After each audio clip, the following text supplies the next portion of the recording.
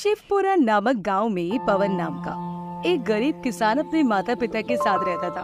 पवन खेतों में फसलें उगाकर उन्हें बाजार में बेचकर अपने परिवार का पालन पोषण करता था। अरे पुत्र, तुम्हारे पिताजी की तबीयत ठीक नहीं है। वेद जी ने उन्हें समय पर दवा और अच्छा खान पान लेने को कहा है। मैं काफी दिनों से दवा नहीं खा रही हूँ, इसलिए मेरे भी जोड़ों में दर्द बहुत बढ़ गया है। तुम कोशिश करके कुछ पैसों का इंतजाम करो ताकि अब हम तुम्हारे पिताजी का इलाज करवा सकें। हाँ माँ, इस बार जैसे ही अच्छी फसल होगी मैं उसे बेचकर अच्छे पैसे कमा लूँगा। उन पैसों से मैं पिताजी और आपका अच्छी तरह से इलाज करवाऊँगा और फिर देखना माँ, पिताजी और आप पहले की तरह ठीक हो जाएंगे। पुत्र, मैं आशा करती हूँ कि तुम्हारे पिताजी जल्दी से स्वस्थ हो जाएं। ठीक है माँ, अब मैं काम पर निकलूँगा। आप अपना और पिताजी का ख्याल रखना। अब पवन, ये ले खाने का डिब्बा और समय पे जरूर खा लेना खाना। ठीक है माँ, अब मैं चलता हूँ। पवन ये कहकर अपनी माँ से आशीर्वाद लेकर फिर खेतों की तरफ खेती करने चला जाता है।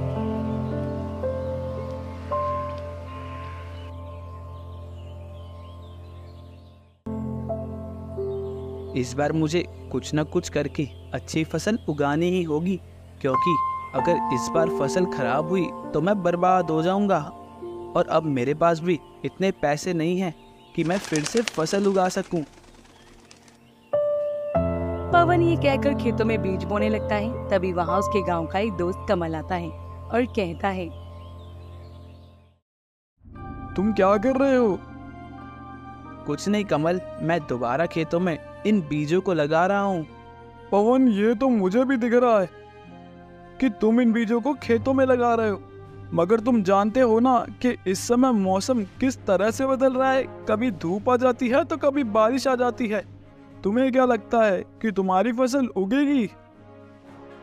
हाँ, मुझे भगवान पर पूरा यकीन है कि इस बार मेरी फसल बहुत अच्छी उगेगी। पवन ये कहकर दोबारा से अपने काम में लग जाता है। पवन का दोस्त कमल मुंह बनाकर वहाँ से चला जाता है।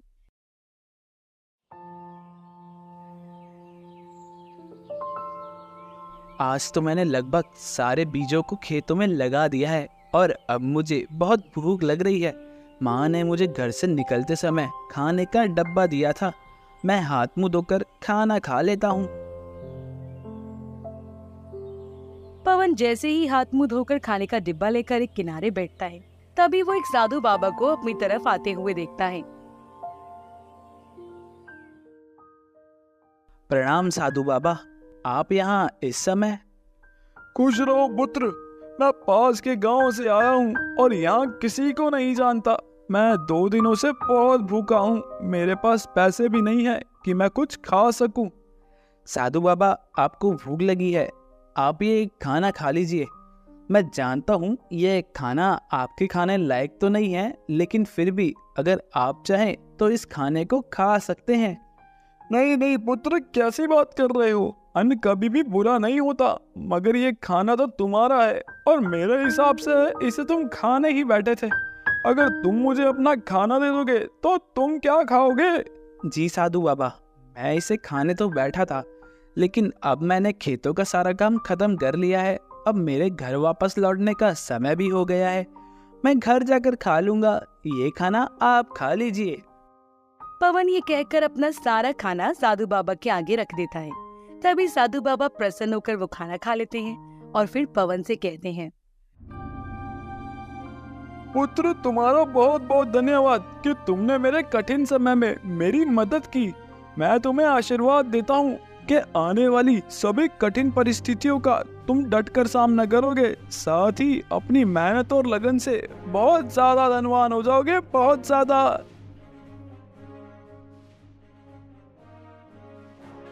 साधु बाबा पवन को ये आशीर्वाद देकर वापस लौट जाते हैं, जबकि पवन उन्हें जाता देख खुद भी अपने घर की तरफ चला जाता है। पवन, अब तू आ गया? हाँ माँ, खेतों में सारा काम जल्दी ही हो गया था, इसलिए मैंने सोचा कि अब घर चलूं। माँ, अगर घर में कुछ खाने को है तो मुझे दे दो, मुझे बड़ी भूख लगी है। पवन, तू जानता है ना, जब से तेरे पिताजी बीमार पड़े हैं तब से मेरे हालात बहुत खराब हैं। मुश्किल से ही गुजारा हो पाता है। जो पैसे मेरे पास थे उनसे मैं तेरे पिताजी की कोई दवाइयाँ ले आई, और रात का जो बचा हुआ खाना था वो मैंने तुझे सुबह दे दिया था। अब खाने को कुछ भी नहीं है घर पे। पवन की माँ घर में उसके खाना ना होने के बारे में बताती है, जिसे सुनकर पवन परेशान हो जाता है और फिर वो भूखा ही सो जाता है। कुछ दिन ऐसे ही बीतते हैं। पवन दूसरों के खेतों में काम करके पैसे कमाता है और अपने माता पिता का खर्चा उठाता है। साथ ही वो अपने खेतों में उगी फसल को भी ध्यान रखता है। भगवान की कृपा से मेरी फसलें तो बहुत अच्छी उग रही हैं। आने वाले समय में मुझे इनका बहुत अच्छा मुनाफा मिलेगा। पवन अपने मन में ये बात सोच ही रहा था कि तभी उसका दोस्त कमल फिर से वहाँ आता है और पवन से कहता है, अरे वो पवन, तेरी फसल तो बहुत अच्छी उग गई। क्या बात है, तेरा तो नसीब ही चमक रहा है। आजकल तू दूसरा के खेतों में भी काम कर रहा है और साथ ही साथ तेरे खुद के खेत में भी अच्छी तरह की फसल उग गई है। हमारे खेतों में तो अच्छी फसल हो ही नहीं रही है भाई। ऐसा कुछ नहीं है कमल, बस ये मेरी मेहनत का फल है। और रही बात दूसरों के खेतों में काम करने की, तो अगर मैं काम नहीं करूँगा तो मैं अपने माता पिता का इलाज कैसे करवा पाऊंगा।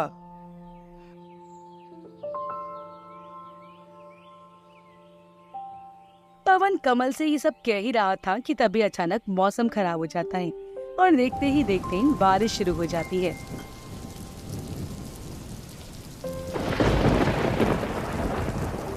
अरे ये क्या, बारिश शुरू हो गई। अगर ये बारिश थोड़ी देर के लिए होती तब तो मेरी फसलों के लिए बहुत अच्छा है, लेकिन अगर ये लंबे समय तक हुई तो मेरी सारी फसलें खराब हो जाएंगी।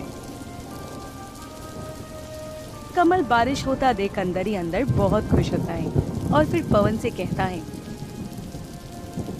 अब मुझे चलना चाहिए, वरना कहीं बारिश तेज ना हो जाए। तुम अपनी फसल का ध्यान रखना। कमल ये कहकर वहाँ से हंसते हुए चला जाता है, जबकि पवन मूसलाधार बारिश को देखकर बहुत परेशान हो जाता है। धीरे धीरे करके बारिश बहुत तेज हो जाती है और देखते ही देखते पवन की सारी फसलें खराब हो जाती हैं।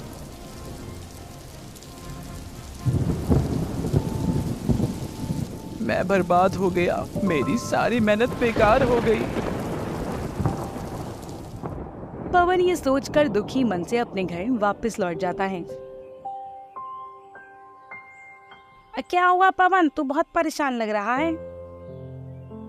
माँ, इस बारिश से मेरी सारी फसलें खराब हो गई और अब मैं पूरी तरह से बर्बाद हो गया हूँ। मेरे पास एक भी पैसा नहीं है जिससे मैं खेतों में दोबारा फसल उगा सकूं। पुत्र, कोई बात नहीं, ये सब नसीब का खेल है। आज हमारा बुरा समय है, कल हमारा अच्छा समय भी आएगा। तुम दिल छोटा मत करो, देखना कोई ना कोई रास्ता जरूर निकलेगा। पवन अपनी खराब हुई फसलों के बारे में सोच सोचकर बहुत दुखी हो रहा था। तभी उसके मन में एक विचार आता है, मुझे पिताजी के इलाज के लिए कुछ न कुछ तो करना ही होगा। ऐसा करता हूँ, मैं राजा के पास जाता हूँ और उनसे काम मांगता हूँ। मुझे विश्वास है कि वो मुझे कोई ना कोई काम तो जरूर देंगे। पवन ये सब सोचते हुए राजा के पास जाता है और राजा से कहता है, प्रणाम महाराज, मैं पवन हूँ। मैं इसी गांव में रहने वाला एक गरीब किसान हूँ। हाँ पवन, बताओ तुम यहाँ किस काम के लिए आए हो? महाराज, बारिश से मेरी सारी फसलें खराब हो गई हैं। मैं पूरी तरह से बर्बाद हो गया हूँ और मेरे पिताजी बहुत बीमार हैं।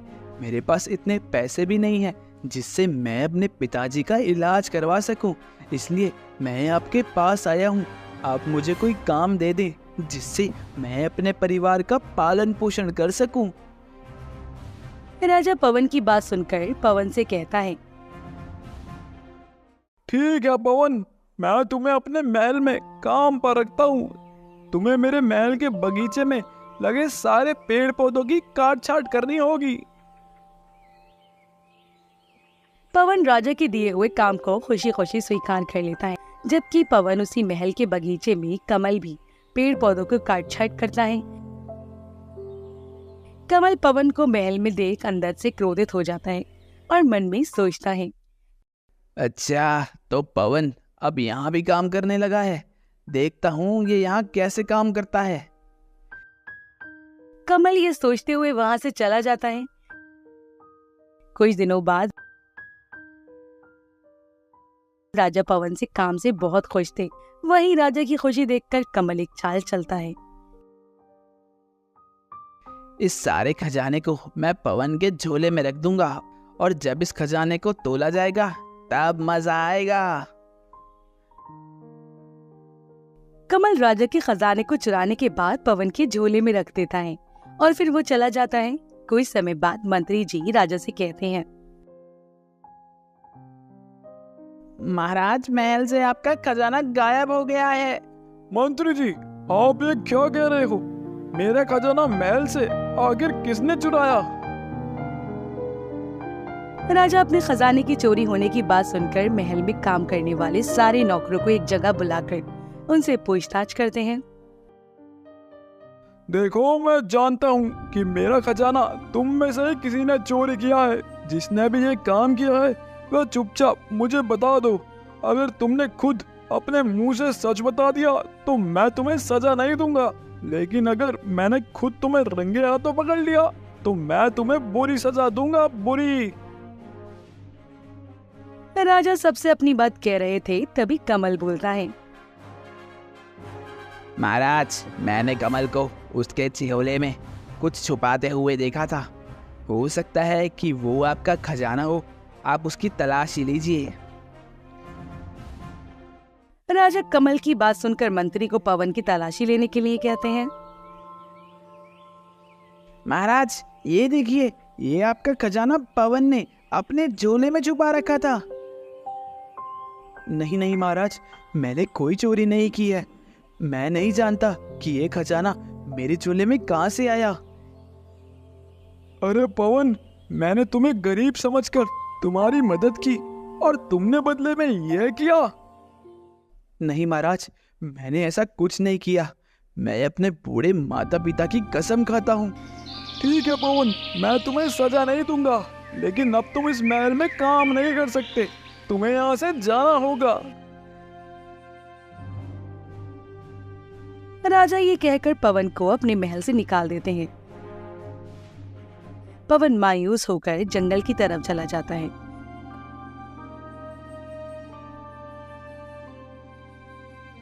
जहां वो मायावी दोस्त मंगल और प्रेम पवन को आते हुए देखते हैं।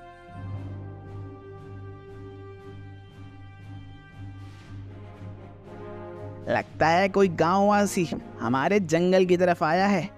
हाँ, और मुझे लगता है ये बेचारा अपने जीवन से बहुत परेशान है। अच्छा चलो हम दोनों खोजी चल के उससे पूछ लेते हैं।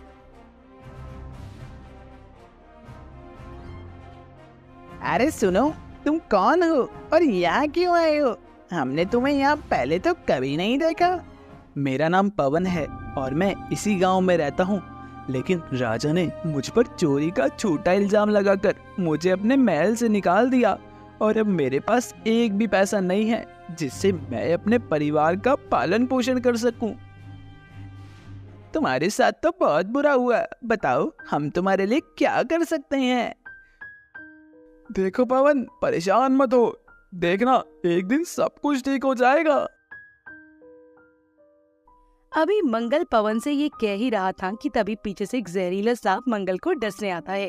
तभी पवन अपने पास रखी पेड़ों को काटने वाली कुल्हाड़ी से उस सांप पर वार कर देता है, जिससे वो सांप तुरंत मर जाता है। तुम्हारा बहुत बहुत शुक्रिया, तुमने मेरे दोस्त की जान बचाई। अगर ये सांप हम दोनों को काट लेता तो हम तो मर ही जाते, लेकिन तुमने ऐसा नहीं होने दिया। पवन प्रेम की बात सुनकर कहता है, कोई बात नहीं दोस्तों, ये तो मेरा फर्ज था। अगर तुम्हारी जगह कोई और भी होता तब भी मैं उनकी जान बचाता। पवन की ये बात सुनकर मंगल उसे एक सिक्का देता है और कहता है, मेरी तरफ से तुम्हारे लिए भेंट है। इस सिक्के को तुम हमेशा अपने पास रखना। लेकिन इसको अपने पास रखने से क्या होगा? यह सिक्का मुझे एक साधु बाबा ने दिया था। उन्होंने कहा था कि जिसके पास भी ये सिक्का होगा वह धनवान हो जाएगा। ठीक है मेरे दोस्त, धन्यवाद। पवन उस मंगल की बात सुनकर वापस अपने घर लौटता है। पवन के जाने के बाद मंगल और प्रेम गायब हो जाते हैं। इधर कमल राजा के खजाने से कुछ न कुछ चोरी करता रहता है और दिन कमल चोरी करते हुए पकड़ा जाता है। अच्छा, तो तुम हो असली चोर। मुझे माफ कर दीजिए सरकार, मैंने ये गरीबी के कारण किया। आज के बाद मैं कभी चोरी नहीं करूंगा। राजा से माफी मांगने के बाद वो पवन की सारी सच्चाई भी उन्हें बता देता है, जिसे सुनकर राजा खुद पवन से माफी मांगने उसके घर जाते हैं। राजा पवन के लिए ढेर सारा खजाना भी लेकर जाते हैं।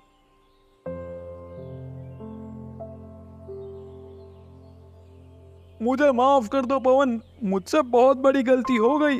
आज मैं अपनी गलती का पश्चाताप करने आया हूँ। मुझे उम्मीद है कि तुम मुझे माफ कर दोगे और मेरी तरफ से ये भेंट स्वीकार करोगे। कोई बात नहीं महाराज, मैंने आपको माफ किया। आपके सामने मेरी सच्चाई आ गई, यही मेरे लिए काफी है। मुझे इस खजाने का कोई लालच नहीं है। मुझे पता है पवन, तुम्हें इस खजाने का कोई लालच नहीं है, लेकिन मैं तुम्हें यह अपनी खुशी से दे रहा हूँ।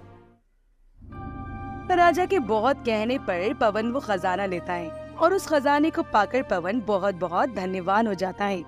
ये देखकर पवन की माँ कहती हैं, देखा पुत्र, नसीब का खेल पर मुझे पूरा यकीन था। एक दिन तुम जरूर कामयाब होगे।